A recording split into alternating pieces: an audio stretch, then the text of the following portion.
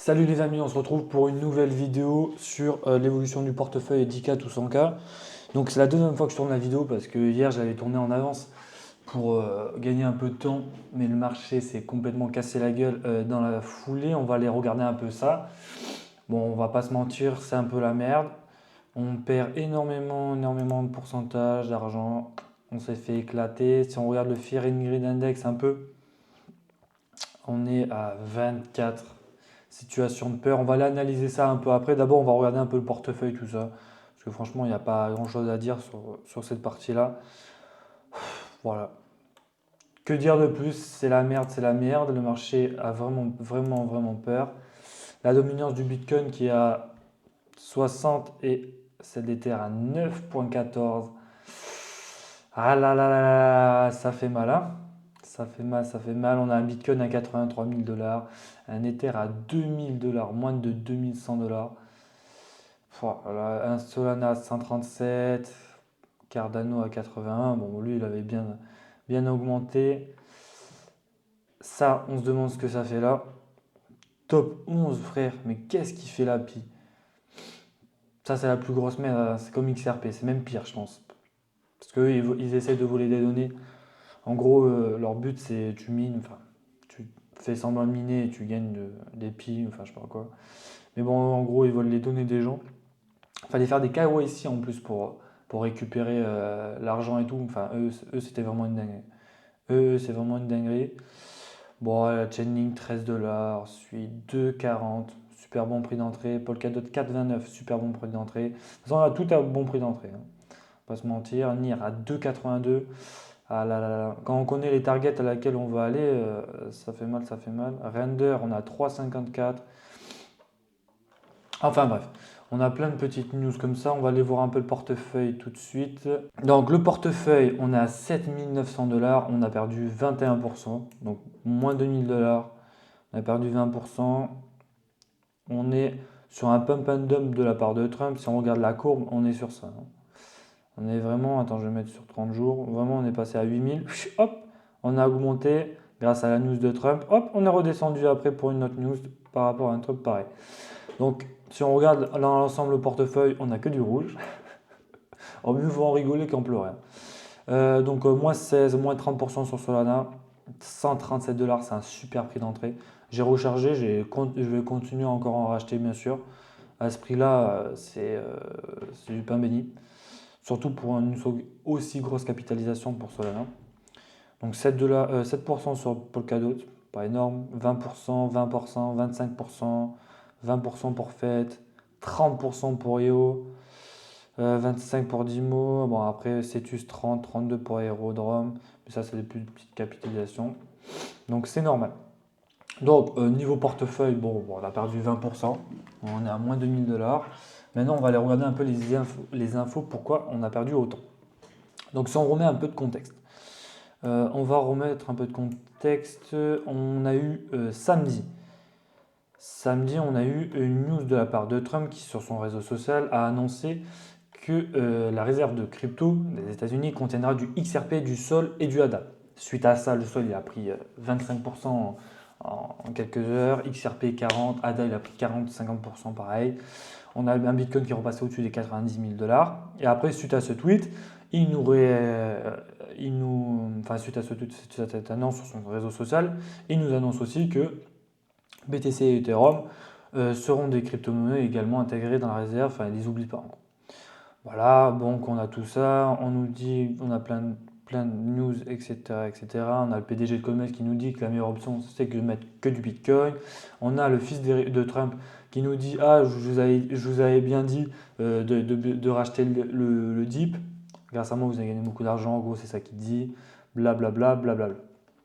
On a le vendredi 7 mars, enfin, on va avoir une journée très mouvementée sur les marchés parce qu'on a le taux de chômage, la création d'emplois US à 14h30, le discours de Jérôme Powell à 18h30 et on a le premier sommet sur la crypto avec Donald Trump et David Sachs.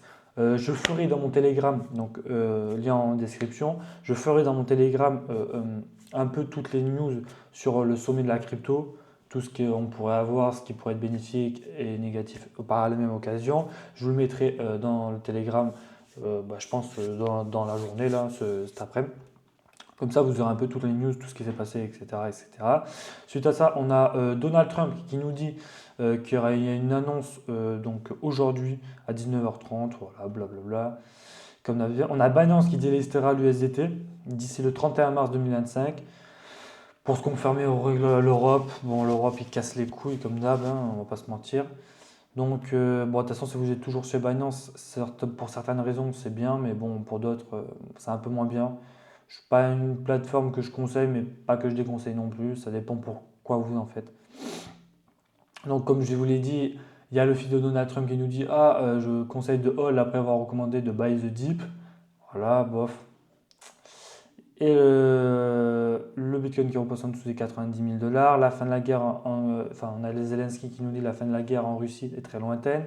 Et là, ça va être un enchaînement de news, mais vraiment que de ça. Donc, on a la SEC qui abandonne l'échange contre Kraken, on a l'Europe s'en bat les couilles. On a Donald Trump qui nous dit, concernant ce que Zelensky a dit, que c'est la pire déclaration qui aurait pu être faite par Zelensky. L'Amérique ne supportera pas cela encore longtemps. Et suite à ça, on a Trump qui déclare que les nouveaux tarifs douaniers sur les produits agricoles étrangers seront appliqués à partir du 2 avril. On a Trump qui déclare que les tarifs douaniers seront de 25% sur le Canada et le Mexique commenceront demain, donc aujourd'hui. Oh, il réitère que ça va doubler pour la Chine, les tarifs douaniers qui passeront de 10 à 20%. Et on a surtout donc Trump qui suspend toutes les aides militaires à l'Ukraine et qui dit que, aussi qu'un décret exécutif pour imposer des tarifs douaniers de 20% aux importations chinoises et voilà, seront appliqués. Donc, on a eu plein de news. Donc, Zelensky et Trump, les tarifs douaniers encore, ils nous cassent les couilles pour refaire baisser le marché. On a le BTC qui passe en dessous des 85 000 dollars, comme on l'a vu, il est à 83 000 dollars. On a aussi les hackers de Bybit, bon, qui ont réussi à blanchir les 1,4 milliard de dollars. Ça, c'était pas non plus. Donc, du coup, en effet, on a eu samedi une super, dimanche des super news. Lundi, c'était un bain de sang dans la soirée. Tout a pris moins 20, moins 30, moins 15% dans la journée. C'était la merde en gros, pas se mentir. Et on avait Peter Schiff qui nous dit que c'est peut-être le premier président qui vient d'aider à réaliser la plus grande escroquerie de l'histoire de la crypto. Une enquête du Congrès est désormais nécessaire pour découvrir les éléments suivants concernant le schéma de pump and dump. Parce qu'on ne va pas se mentir, si vous regardez n'importe quel graphique sur Solana, sur Bitcoin, etc., on est monté de 25% et on est redescendu aussi vite. Sur Bitcoin, on est monté de 15-17%, on est redescendu de 15-17%. Donc on a vraiment une situation de pump and dump. Donc maintenant, ils vont essayer de faire une enquête pour savoir voilà, s'il n'y a pas eu de délit initié, ce ne serait pas la première fois que ça arrive, comme d'habitude. Je pense que les institutions sont bien mangées et se sont bien régalées sur ce pump and dump. C'est rare que ça arrive aussi vite, un pump and dump comme ça. Même si une réaction du marché qui est aussi explosive, il y aura toujours une correction à un moment donné, ça c'est sûr, on ira toujours revenir chercher cette correction. Mais aussi vite, en une journée, on est vraiment, même on parle même pas de journée, on parle d'heures. Donc on est vraiment sur peut-être un potentiel délit initié. C'est pour ça que, bon, ça fait mal, ça casse les couilles. Voilà, on perd beaucoup d'argent sur ça, on perd presque 20%. Bon, par rapport à notre présenté, c'est pas énorme en crypto, parce qu'on est sur des marchés qui sont quand même très volatiles. Mais bon, ça fait toujours chier, c'est comme ça. Donc pour l'instant, pas de news. On a juste Trump pour l'instant, en gros, pour résumer, qui nous fait son pump and dump en manipulant le marché, ça c'est sûr. Les institutions se sont régalées. Il applique des tarifs douaniers. La guerre avec Zelensky sur les réseaux, c'est pareil, c'est la même chose. Donc c'est plein de petites news. On était reparti sur des bonnes news, tout ça, ça a recommencé. Bon, le problème, c'est que Trump, comme je l'ai dit dans le Telegram, c'est que même si c'est un président pro-crypto, et vu qu'on est on a un président pro-crypto et que le marché est en full accumulation, c'est-à-dire qu'à la moindre d'une, ça pump et ça dump. Même si là, je pense quand même qu'on est sur un vrai délit d'initié. Je pense qu'il nous a bien niqué sur ce coup-là. Bon, c'est le jeu, c'est comme ça. Ils ont des news avant tout le monde. Ils ont le pouvoir et la communication de faire ça avant tout le monde. Donc, bon. Voilà. Donc, sur ce, j'espère que vous avez aimé la vidéo. N'hésitez pas à la liker, à commenter, à me dire un peu ce que vous en avez pensé. Si vous avez des questions, n'hésitez pas. Bien entendu, restez courageux, patient, calme, ça paiera dans tous les cas. C'est des bons prix d'entrée pour racheter. Moi, j'ai commencé à racheter encore un petit peu hier. Je vais racheter encore aujourd'hui. Du Solana, beaucoup de Solana. On a 137 $ sur Solana, donc ça fait vraiment plaisir. Donc, je vais en racheter, même sur les autres. Hein. Nier, tout est bon. Là, il n'y a que des bons prix. Par rapport au target en plus qu'on vise, franchement, c'est dingue.